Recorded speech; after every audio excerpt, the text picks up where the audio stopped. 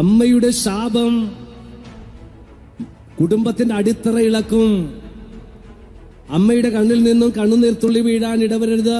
തറവാടിന്റെ അടിത്തറ ഇളകിപ്പോകും. എന്താ വെച്ച് എങ്ങനെയത്? അതെ, എന്റെ മോളിനിക്ക് രാത്രി ഭക്ഷണം തരില്ല. എന്തേ തരില്ല? ഞാൻ പായിട്ടുമുള്ളൂ അപ്പിയിടുന്നു. പ്രായമായ അമ്മ, അവർക്ക് കൺട്രോൾ വിട്ടുപോകും. ഇവളുടെയൊക്കെ അപ്പികോരിയതല്ലേ, എന്തോ ഒരു അപ്പികോരിയിട്ടുണ്ട്. എന്നിട്ട് ഇപ്പോൾ മകള് അമ്മ അപ്പിയിടും, അമ്മ മൂത്രമൊഴിക്കുന്നും പറഞ്ഞ് രാത്രി വെള്ളവും കൊടുക്കില്ല, ഭക്ഷണവും കൊടുക്കാത്തൊരു മകള്, അമേരിക്കക്കാരി. മറ്റൊരമ്മയെ ഞാൻ കണ്ടു.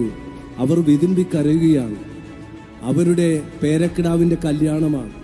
ഇവരുടെ വേഷം അറിയാമോ? മുണ്ടും ചട്ടയുമാണ്. മുണ്ടും ചട്ട എന്നൊക്കെ പറഞ്ഞാൽ മനസ്സിലാവുന്നുണ്ടാവും. എല്ലാം ലെഗിൻസും എന്നൊക്കെ പറഞ്ഞാലും മനസ്സിലാവും. മുണ്ടും ചട്ട എന്ന് വെച്ചാൽ മനസ്സിലായ മാർഗം കളിയുടെ സാധനം ഉണ്ടല്ലോ, അത് തന്നെ.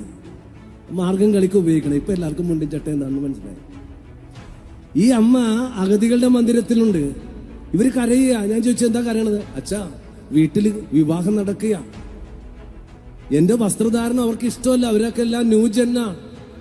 പിന്നെ ഞാൻ ഇടക്ക് ഒരു ശബ്ദമൊക്കെ ഉണ്ടാകും. അതുകൊണ്ട് അവരെന്നെ ഇവിടെ കൊണ്ടുവന്ന് ആക്കിയിരിക്കുക. അവർക്ക് പോക്കണം കേടാണെന്ന്. ഈ മലയാളം അറിയാവോ ആവോ? നാണക്കേട്, മാനക്കേട്, പഴയ മലയാളമാണ്. പോക്കണം കേടെന്ന്. അമ്മ അവർക്ക് അധികപ്പറ്റ. അവരുടെ അഭിമാനത്തിനും അന്തസ്സിനും ആഭിജാതത്തിനും ചേർന്നതല്ല. അതുകൊണ്ട് 3 മാസത്തേക്ക് കല്യാണവും വിരുന്ന് തീരുന്നവരെ ഈ വീട്ടിലെ കാർന്നവത്തിയായിട്ടുള്ള അമ്മച്ചിയെ കൊണ്ടുവന്നാക്കിയിരിക്കുക.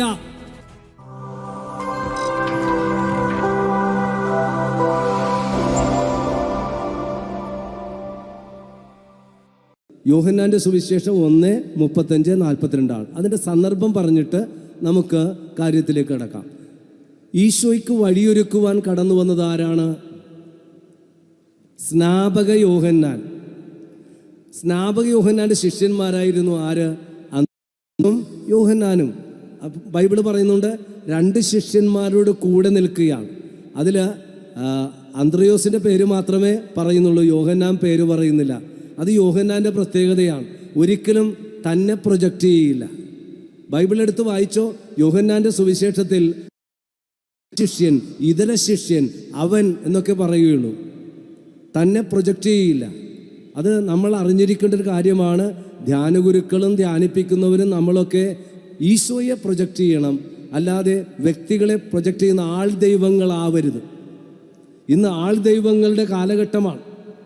ഇന്ന് നമ്മളൊക്കെ ചില ആൾ ദൈവങ്ങളുടെ പിന്നാലെ ഓടുമ്പോൾ ഈ സുവിശേഷം അത് തീർച്ചയായിട്ടും വലിയ ഒരു വെല്ലുവിളിയാണ്. ഫ്രാൻസിസ് സേവർ പുണ്യാളച്ചനും ആകർഷിച്ചത് തന്നിലേക്കല്ല, ഉയർത്തിപ്പിടിച്ച ക്രൂശിത രൂപത്തിലേക്കാണ് ആകർഷിച്ചത് എന്നുള്ള വലിയ സന്ദേശം എന്നെ ശ്രമിച്ചുകൊണ്ടിരിക്കുന്ന ശ്രോതാക്കൾക്ക് മനസ്സിലാകണം. നമ്മൾ ഒരിക്കലും നമ്മിലേക്ക് ആകർഷിക്കരുത്, മറിച്ച് ഈശോയിലേക്ക് ആകർഷിക്കണം. ഈശോ ണം ഈശോയുടെ ഉപകരണമായി മാറണം. ഈശോയുടെ കണ്ണാവണം, കാതാവണം. Praise the lord. ഹല്ലേലൂയ. യേശുവേ നന്ദി, യേശുവേ സ്തുതി, യേശുവേ ആരാധന. ഇനിയും മറ്റൊരു ചോദ്യം, ഇടയ്ക്കച്ഛൻ ചോദ്യം ചോദിക്കണതാണ്, നിങ്ങൾ ചിന്തിക്കാൻ വേണ്ടിയിട്ടാണ്. 12 അപ്പോസ്തലന്മാരിൽ ആരാണ് തലമൂത്ത കാർന്നവര്? പറയാമോ? 12 അപ്പോസ്തലന്മാരിൽ നമ്മൾ ധരിച്ച, പക്ഷേ ബൈബിള് പഠിക്കുമ്പോ ആരാണ് 12 അപ്പോസ്തലന്മാരിൽ തലമൂത്ത കാർന്നവർ? ഈ സുവിശേഷം കേട്ടിരുന്നെങ്കിൽ പറയുമായിരുന്നു, അന്ത്രയോസ്. അന്ത്രയോസാണ് പത്രോസിന്റെ ചേട്ടായിയാണ്. പത്രോസിന്റെ ചേട്ടനാണ് അന്ത്രയോസ്. അപ്പൊ പത്രോസിനേക്കാൾ മൂത്തവനാണ് ആര്? അന്ത്രയോസ്. 5 അപ്പവും 2 മത്സ്യവും ഈശോ വർദ്ധിപ്പിച്ചപ്പോൾ ആരാണ് ബാലന്റെ കൈവശം 5 അപ്പവും 2 മത്സ്യവും ഉണ്ടെന്ന് പറഞ്ഞത്? അന്ത്രയോസ്. കാർന്നവന്മാരുടെ പ്രത്യേകതയാണ്. നമ്മളിപ്പോ മുഴുവനും കാറ്ററിംഗ് ആണല്ല, കൊട്ടേഷനാണ്. തല്ലും കൊട്ടേഷൻ, തിരുനാളും കൊട്ടേഷൻ, മൊത്തം കൊട്ടേഷനാണ്. അപ്പൊ എത്ര കൊട്ടേഷൻ കൊടുത്താലും നമ്മുടെയൊക്കെ വീട്ടിലൊരു കർമ്മം വന്നാൽ കാർന്നവന്മാര് പറയും, എടാ എല്ലാം ഉണ്ട്, തോർത്തും സോപ്പും വെച്ചില്ലല്ലോ.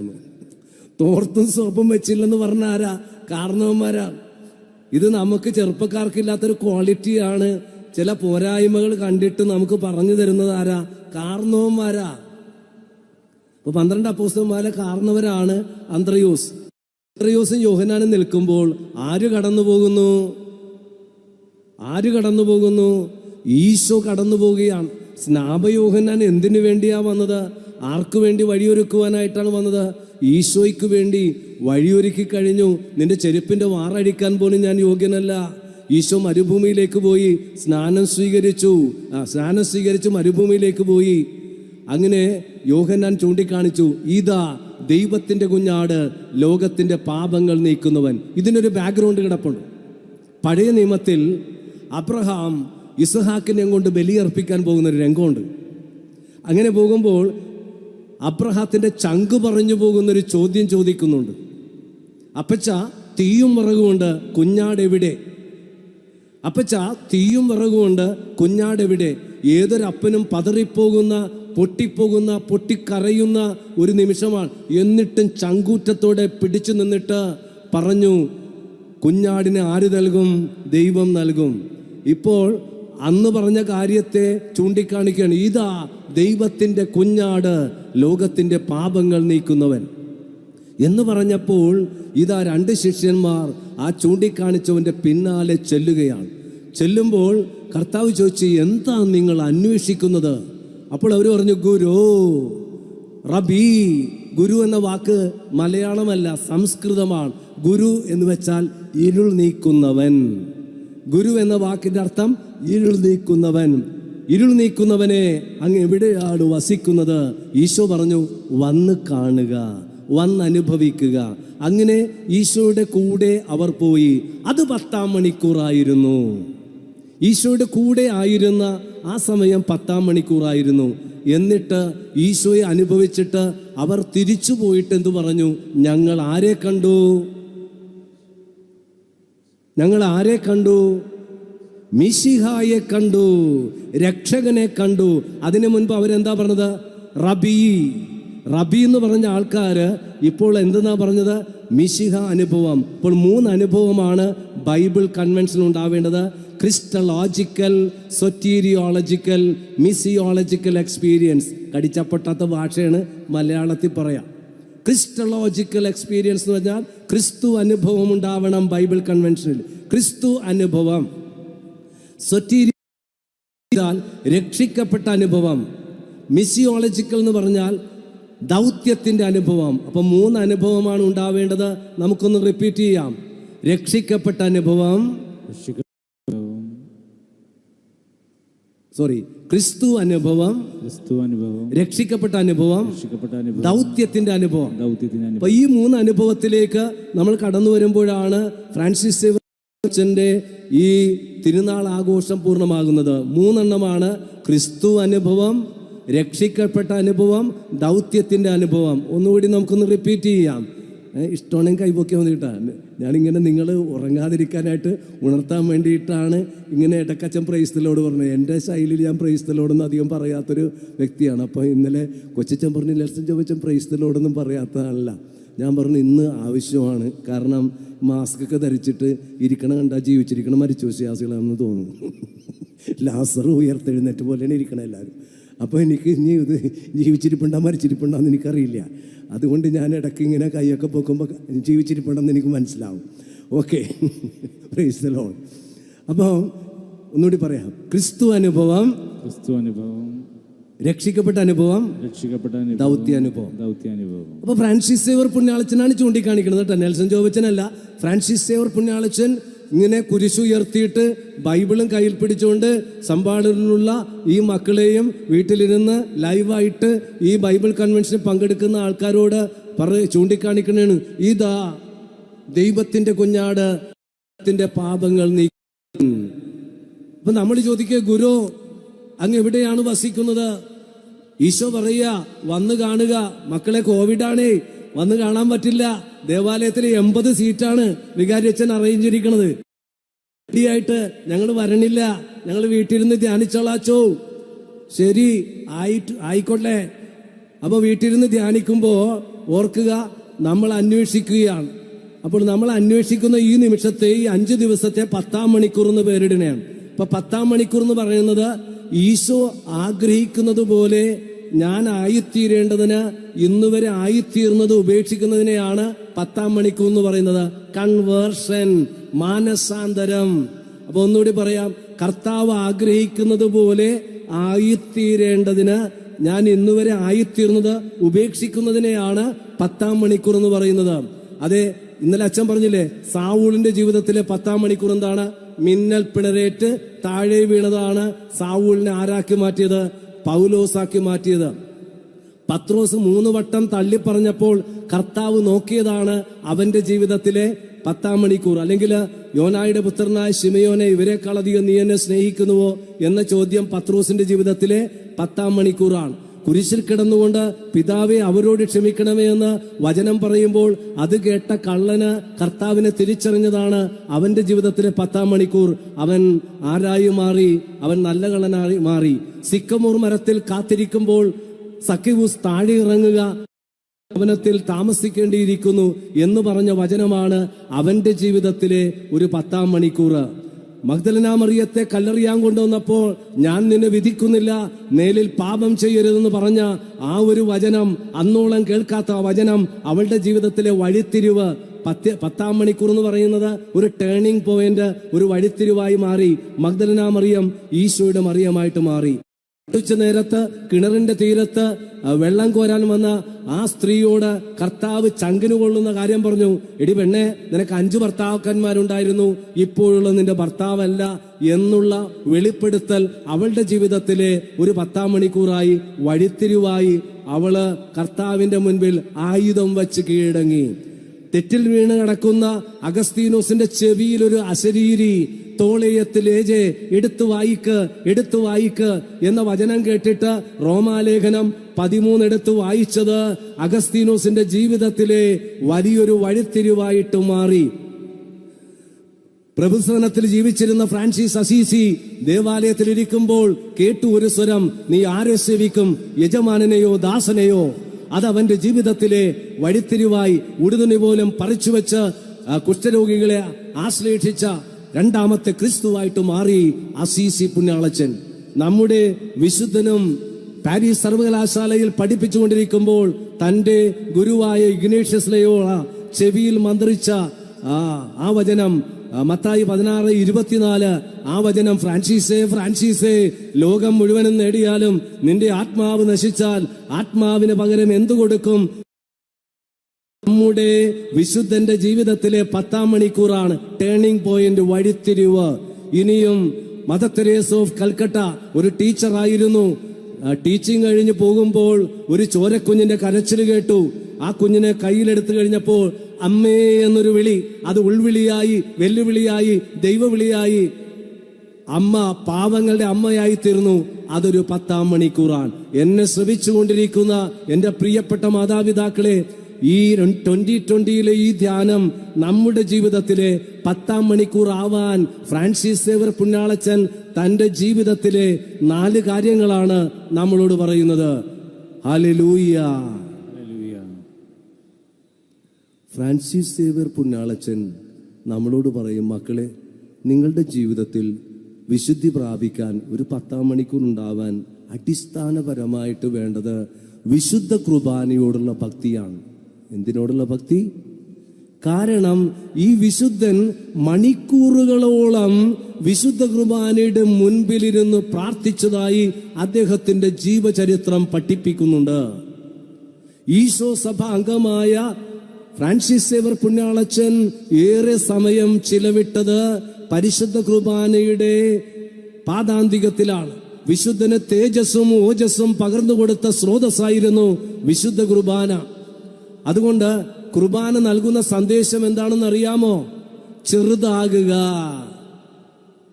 കാരണം വചനം മാംസം ധരിച്ചപ്പോൾ ഈശോ മനുഷ്യനായി, വചനം അപ്പം ധരിച്ചപ്പോൾ ഈശോ കുർബാനയായി.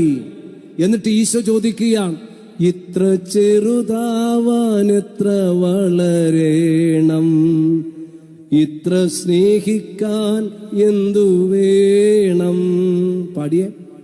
ഇത്ര ചെറുതാകാൻ എത്ര വളരേണം, ഇത്ര സ്നേഹിക്കാൻ എന്തു വേണം? പിന്നെ കുഞ്ഞായി വന്ന് പിറന്നവൻ കുഞ്ഞുങ്ങളാവാൻ പറഞ്ഞവൻ. അപ്പോൾ എന്താണ് കുർബാന? ഇനി നമ്മൾ കുർബാനയെക്കുറിച്ചാണ് ചിന്തിക്കാൻ പോകും. അപ്പോൾ വിശുദ്ധൻ ആദ്യം കാണിച്ചു തരുന്നത് നമ്മുടെ ജീവിതം നവീകരിക്കുവാൻ വിശുദ്ധ കുർബാനയാണ്. ഈ അന്നമനട ഞങ്ങളുടെ നൊവിഷ്യേറ്റിൽ ഒരു ജോസഫ് അച്ഛൻ ഉണ്ടായിരുന്നു, ഓർക്കുന്നുണ്ടാവും, സിസ്റ്റേഴ്സൊക്കെ ഓർക്കുന്നുണ്ടാവും. ഇവിടെ കുമ്പസാരിപ്പിക്കാൻ വന്നിരുന്ന ജോസഫ് അച്ഛൻ മരിച്ചുപോയി കേട്ടോ. അച്ഛൻ 40ാമത്തെ അദ്ദേഹത്തിൻ്റെ പൗരോഹിത്യ റൂബി ആഘോഷിക്കുകയാണ്. അന്ന് ആശ്രമത്തിൽ പ്രസംഗം പറയേണ്ടിയിരുന്നത് ഈ വൈദികനാണ്. അപ്പോൾ അദ്ദേഹത്തെക്കുറിച്ച് 2 വാക്ക് പറയണമല്ലോ. ഞാൻ ചോദിച്ചു, ജോസഫ് അച്ഛ 40 വർഷമായില്ലേ അച്ഛൻ ബലിയർപ്പിക്കാൻ തുടങ്ങിയിട്ട്? അച്ഛൻ ഒറ്റ വാചകത്തിൽ എന്താണ് കുർബാനയെന്ന് പറയാമോ? അച്ഛൻ ഒറ്റ വാചകത്തിൽ കുർബാന എന്താണെന്ന് പറയാമോ? അച്ഛൻ ഉടനെ പുഞ്ചിരിച്ചുകൊണ്ട് എന്നോട് പറഞ്ഞു, ഒപ്പമാവാൻ അപ്പമായതാണ് വിശുദ്ധ കുർബാന. ഒന്ന് പറഞ്ഞേ. ഒപ്പമാവാൻ അപ്പമായതാണ് വിശുദ്ധ കുർബാന. നമ്മളോടൊപ്പമാവാൻ അപ്പമായതാണ് വിശുദ്ധ കുർബാന. എനിക്കത് വളരെയധികം ഇഷ്ടപ്പെട്ടു. കാരണം ഇന്നത്തെ നൂറ്റാണ്ടിന് കുർബാന ഒരു വെല്ലുവിളിയാണ്, ശരിയല്ലേ? ആരും ഒപ്പമാവാൻ തയ്യാറല്ല. പ്രായമായ അപ്പനോടൊപ്പമാവാൻ, അമ്മയോടൊപ്പമാകാൻ, രോഗിയോടൊപ്പമാവാൻ, എന്തിന് സ്വന്തം ഭാര്യയോടൊപ്പമാവാൻ, ഭർത്താവിനോടൊപ്പമാവാൻ, മക്കളോടൊപ്പമാവാൻ തയ്യാറല്ല. അതുകൊണ്ടല്ലേ അഗതികളുടെ മന്ദിരം ഏറി വരുന്നത്, അനാഥ മന്ദിരങ്ങൾ ഏറി വരുന്നത്, ശരിയല്ലേ? അപ്പോൾ ഇവിടെ ഉയരുന്നു വലിയൊരു ചോദ്യം. ഇന്ന് ഒപ്പമാവാൻ നമ്മൾ തയ്യാറാണോ? പ്രായമായ അപ്പനെയോ അമ്മയെയും ആദരിക്കുന്നുവോ? 2 ഉത്തരമുണ്ട്. ആദരിക്കുന്നവരുമുണ്ട്, അവഗണിക്കുന്നവരുമുണ്ട്. നമുക്ക് ആദ്യം പോസിറ്റീവായിട്ട് കാണാം. എനിക്ക് പരിചയമുള്ള ധാരാളം കുടുംബങ്ങളുണ്ട്. തൃശ്ശൂരിൽ നിന്നും എറണാകുളത്ത് വന്ന് സെറ്റിൽ ചെയ്ത ബിസിനസ്സുകാരാണ്. 12 മക്കളാണ് കേട്ടോ. 12 മക്കളുള്ളൊരു കുടുംബം. അവർ തൃശ്ശൂരിൽ നിന്ന് വന്ന് എറണാകുളത്ത് സെറ്റിൽ ചെയ്തു. അവർക്ക് ധാരാളം ബിസിനസ്സുള്ള വ്യക്തികളാണ്. അവരുടെ അപ്പൻ മരിച്ചുപോയി, പിന്നെ അമ്മയാണ്. പത്രത്തിൽ എപ്പോഴും വരും. അവരുടെ ജ്വല്ലറികളും ബിസിനസ് കേന്ദ്രങ്ങളും ഉദ്ഘാടനം ചെയ്യുന്നത് ഷാറൂഖ് ഖാനല്ല, സിനിമാ നടിയല്ല, അമ്മയാണ്. ഇന്ന് നമ്മുടെയൊക്കെ പല വീടുകളും പല ഷോറൂമും സിനിമാ നടികളെയും നടന്മാരെയും കൊണ്ടുവന്ന് നാടമുറിക്കുമ്പോൾ അവരുടെ കുടുംബം ഒരു വെല്ലുവിളിയാണ്. നടന്മാരെയും നടിമാരെയല്ല കൊണ്ടുവന്നത്, അവരുടെ അമ്മയാണ് വന്ന് നാടൻ മുറിക്കുന്നത്, ഇനാഗ്രേറ്റ് ചെയ്യുന്നത്. അപ്പോൾ എത്രമാത്രം അമ്മയെ ആദരിക്കുന്നൊരു കുടുംബം. ആ അമ്മയ്ക്ക് രോഗീ ലേപനം കൊടുത്ത കരമിതാണ്. അമൃത ആസ്പത്രിയിൽ കിടക്കുക. 30 പേരക്കിടാങ്ങൾ ഉണ്ടായിരുന്നു അന്ന്. ഇതിൻ്റെ പ്രത്യേകത അറിയാം. എന്താണ് നവംബർ 1 പ്രത്യേകത?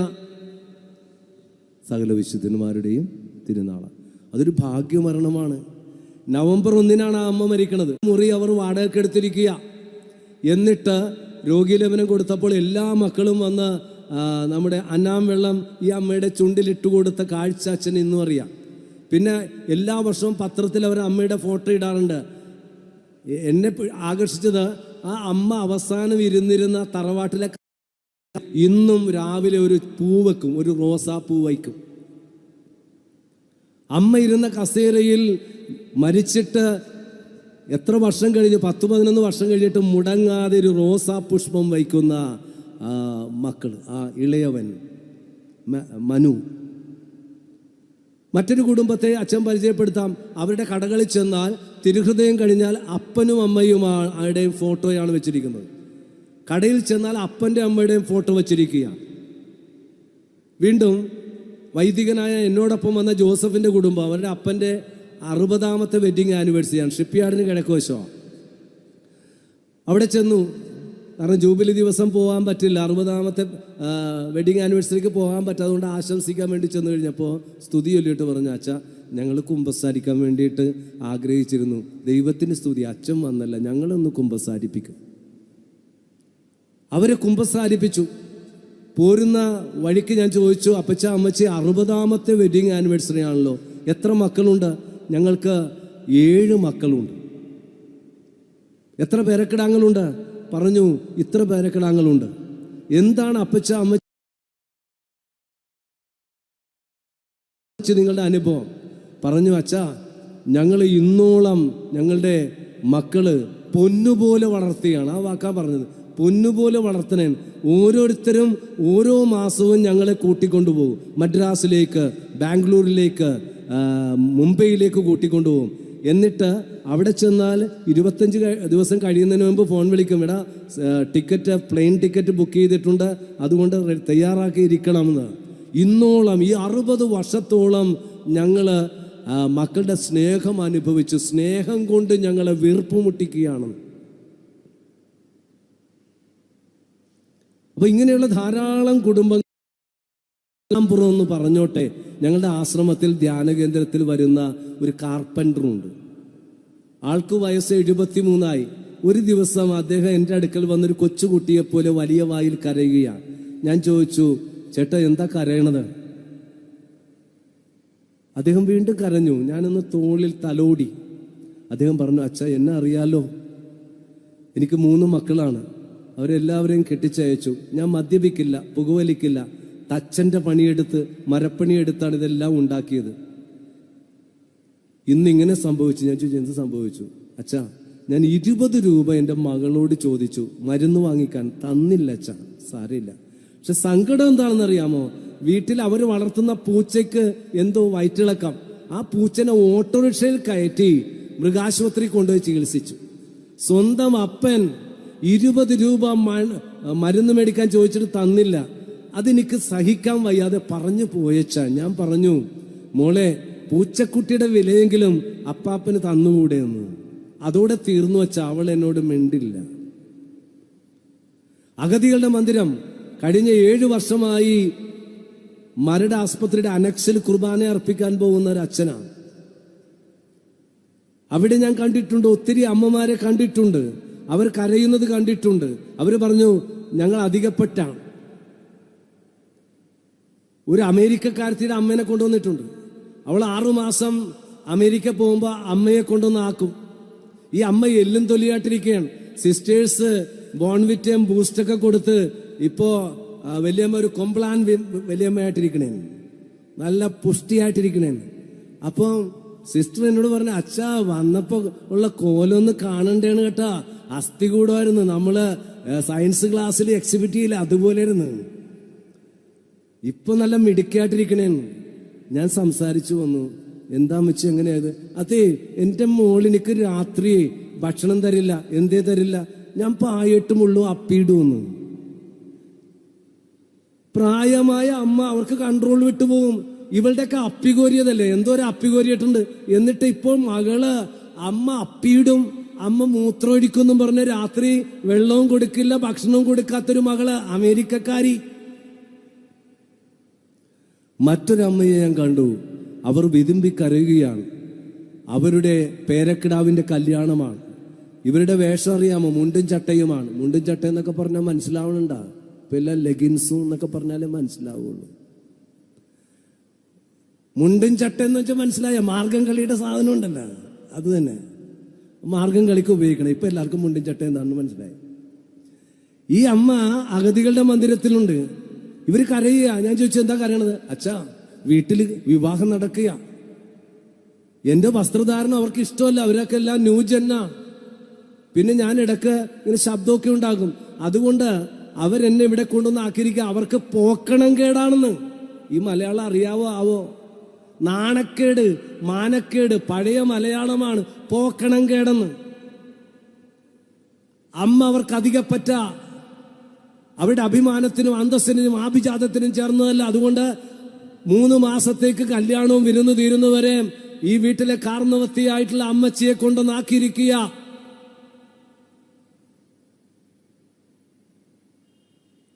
മദർ തെരേസയുടെ ഓൾഡ് ഏജ് ഹോം പൂക്കാട്ടുപടി, അവിടെയും ഒരു 3 വർഷം ശുശ്രൂഷ ചെയ്തു.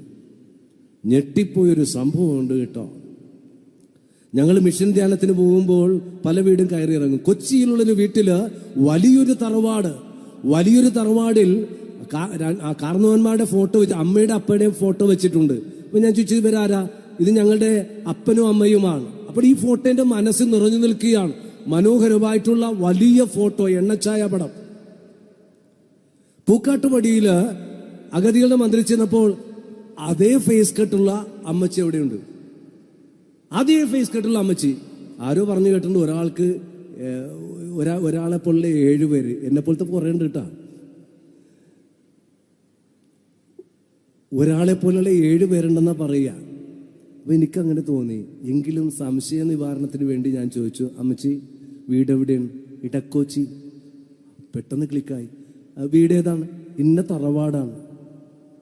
എന്നോട് പറഞ്ഞെന്താന്ന് പറയാ, അപ്പനും അമ്മയും മരിച്ചുപോയെന്നാ പറഞ്ഞത്. ഈ മക്കളൊക്കെ എഞ്ചിനീയേഴ്സും ഡോക്ടേഴ്സും വലിയവരായപ്പോൾ അവർക്കൊക്കെ അന്തസ് കേട്. എന്നിട്ട് കള്ളം പറഞ്ഞാണ് മദർ തെരേസയെ പറ്റിച്ചിട്ടാണ് അവിടെ കൊണ്ടാക്കിയത്. അനാഥയാണ്, കിച്ചണിൽ ജോലി ചെയ്തിരുന്ന വേലക്കാരിയാണെന്നും പറഞ്ഞാണ് മദർ തെരേസയെ വീട്ടിൽ കൊണ്ടുപോയി ആക്കിയത്. അഗതികളുടെ മന്ദിരത്തിൽ കൊണ്ടുപോയി ആക്കിയത് എന്താണ്? തറവാട്ടിലെ അമ്മ വീട്ടിലെ വേലക്കാരിയാണെന്നും പറഞ്ഞു കൊണ്ടുപോയി ആക്കി.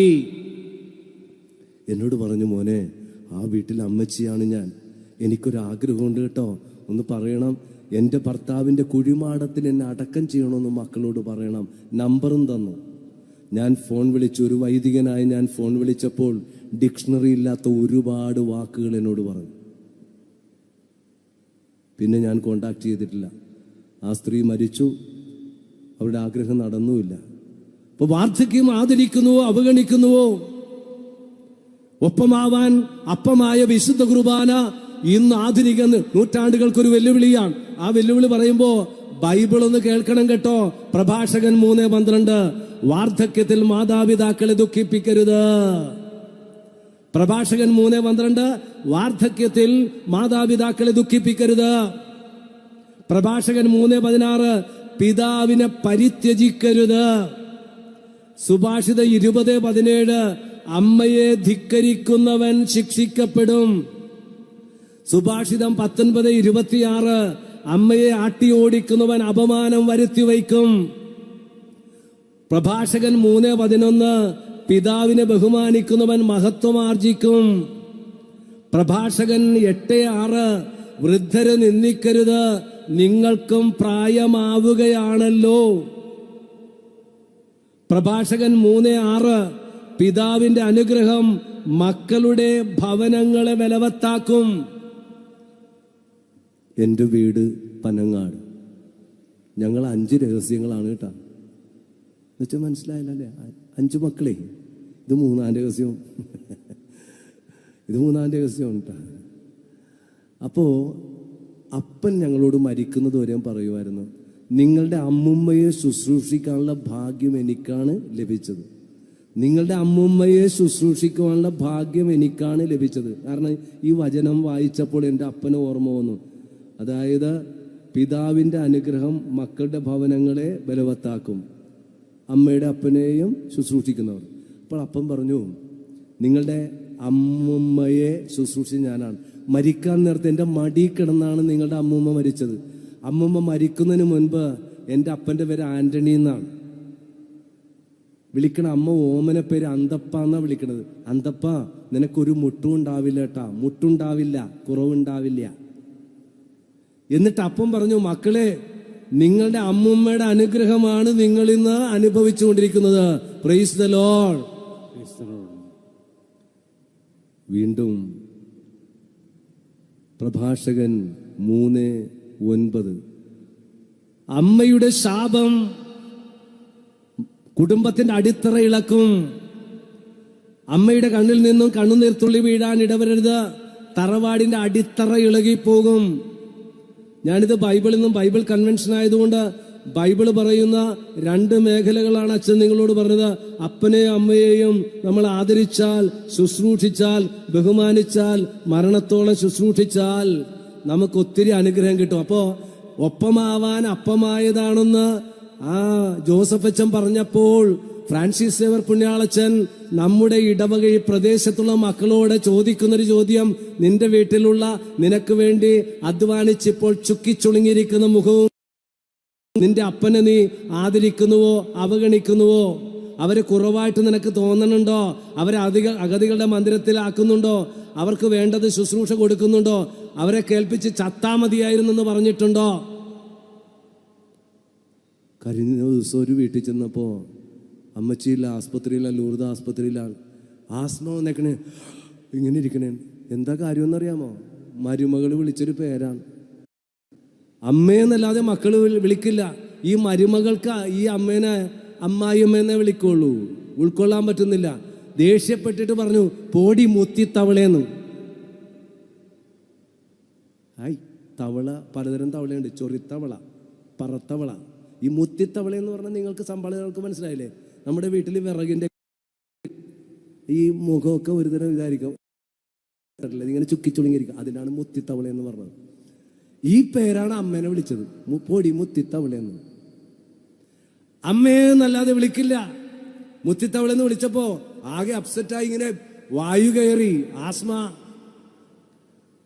ആസ്പത്രിയിൽ നേഴ്സസ് മമ്മി, അമ്മച്ചി, ചേച്ചി എന്നൊക്കെ വിളിക്കാൻ തുടങ്ങി. അപ്പൊ TLC കിട്ടി, ടെൻഡർ ലവിങ് കെയർ. അസുഖം മാറി. പിന്നീട് അവർ അഗതികളുടെ മന്ദിരത്തിൽ കൊണ്ടുപോയി ആക്കി. അവർ മരിച്ചു. ഞാൻ പറഞ്ഞു വെച്ചത്, കുർബാന എന്നുള്ള ഒരൊറ്റമാവാൻ അപ്പമായതാണ് വിശുദ്ധ കുർബാന. ഒപ്പമാവാൻ അപ്പമായതാണ് വിശുദ്ധ കുർബാന. അപ്പോൾ ഇന്നത്തെ ലോകത്തിന് വലിയൊരു വെല്ലുവിളിയാണ്. നമ്മുടെ ചോദ്യചിഹ്നം, എൻ്റെ വീട്ടിലുള്ള അപ്പനെയോ അമ്മയെയോ, രോഗിയായിട്ടുള്ളവര്, ഏകസ്ഥരായിട്ടുള്ളവര്, വൈകല്യമുള്ളവരെ ആദരിക്കുന്നുവോ അവഗണിക്കുന്നുവോ? ആത്മശോധന ചെയ്യുക. വീണ്ടും എന്താണ് പരിശുദ്ധ കുർബാന?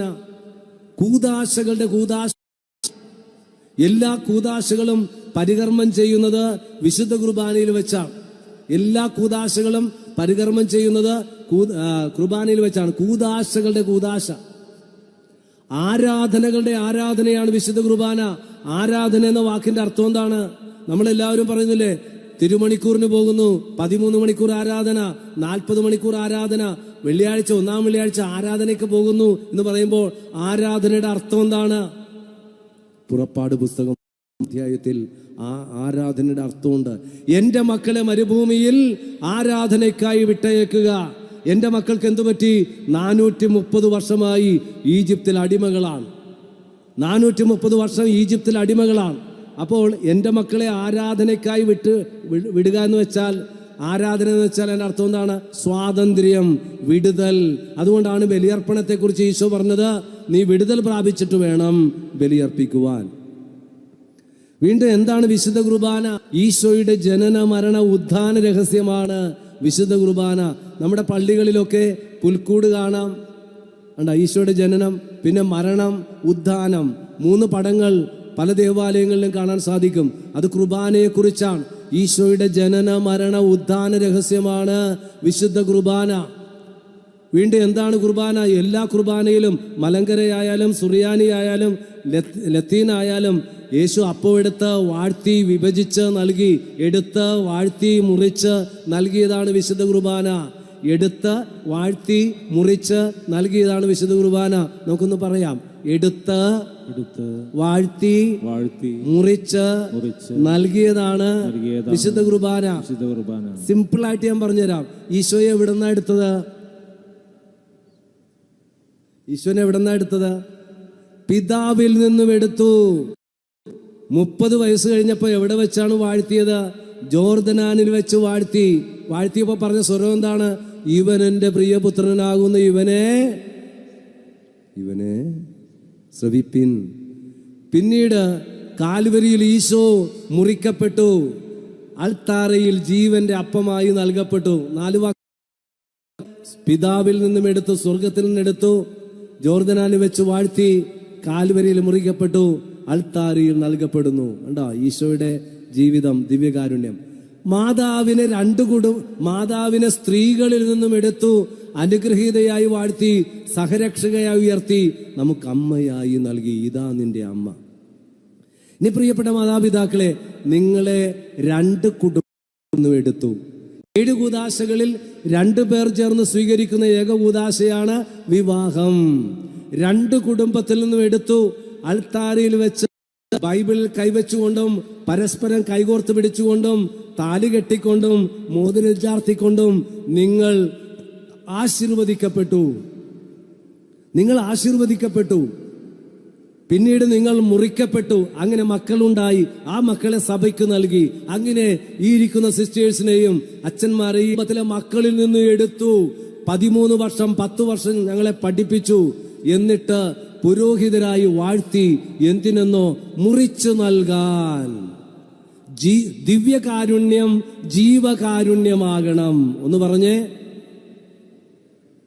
ദിവ്യകാരുണ്യം ജീവകാരുണ്യമാകണം. എന്ന് വെച്ചാൽ എന്റെ ചേട്ടന്മാരെ, അനുജന്മാരെ, നിങ്ങള് കുർബാന സ്വീകരിച്ച് വയലിലേക്ക് പോകുമ്പോൾ, ഓഫീസിലേക്ക് പോകുമ്പോൾ, നിങ്ങൾ ഫാക്ടറിയിലേക്ക് പോകുമ്പോൾ നിങ്ങൾ മുറിക്കപ്പെടുകയാണ്. ആർക്കു വേണ്ടി? നിങ്ങളുടെ ഭാര്യയ്ക്കും മക്കൾക്കും വേണ്ടി മുറിക്കപ്പെടുകയാണ്. കുർബാന തുടരുകയാണ്. കുർബാന തീരുന്നില്ല. തുടരുന്ന മുറിക്കപ്പെട്ട അപ്പത്തിന്റെ ജീവിതമാണ് കുർബാന. അപ്പോൾ അപ്പച്ചന്മാര് ദിവ്യകാരുണ്യം സ്വീകരിച്ച് നിങ്ങൾ ഓഫീസിലേക്ക്, തൊഴിൽശാലയിലേക്ക്, വയലിലേക്ക് പോകുമ്പോൾ കുർബാന തുടരുകയാണ്. അമ്മച്ചിമാരെ, നിങ്ങൾ കുർബാന സ്വീകരിച്ച് അടുക്കളയിലേക്ക് പോയി അപ്പം ചുടുമ്പോൾ, കഞ്ഞി വയ്ക്കുമ്പോൾ, ഭക്ഷണം പാകം ചെയ്യുമ്പോൾ കുർബാന തുടരുകയാണ്. അടുക്കള ബലിക്കല്ല. വീണ്ടും പ്രിയപ്പെട്ട ചെറുപ്പക്കാരെ, കുഞ്ഞുമക്കളെ, എന്നെ ശ്രമിച്ചുകൊണ്ടിരിക്കുന്ന മക്കളെ, നിങ്ങൾ സ്കൂളുകളിലേക്ക് പോയി നന്നായിട്ട് പഠിച്ച് A+ ഒക്കെ വാങ്ങിക്കുമ്പോൾ നിങ്ങളും ദിവ്യകാരുണ്യമായിട്ട് മാറുകയാണ്. അച്ഛന്മാരും സിസ്റ്റേഴ്സും ഞങ്ങളെ ഏൽപ്പിച്ചിരിക്കുന്ന അജപാലന ദൗത്യം ഞങ്ങൾ ചെയ്യുമ്പോൾ മുറിക്കപ്പെടുകയാണ്. അപ്പോൾ നമ്മുടെയൊക്കെ ജീവിതം ദിവ്യകാരുണ്യം ജീവകാരുണ്യമായിട്ട് മാറുകയാണ്.